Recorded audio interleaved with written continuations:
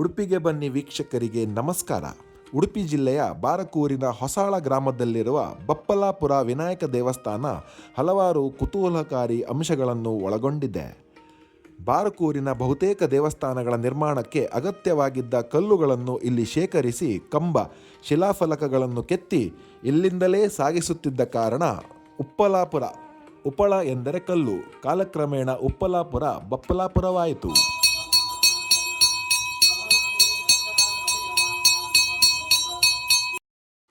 ದೇವಳದ ಮೂಲ ವಿಗ್ರಹ 14ನೇ ಶತಮಾನಕ್ಕೆ ಸೇರಿದೆ. ವಿಜಯನಗರ ಸಾಮ್ರಾಜ್ಯದಲ್ಲಿ ನಡೆದ ಘಟನೆ ದೇವಳದ ಆವರಣದಲ್ಲಿರುವ ಶಾಸನದಲ್ಲಿದೆ.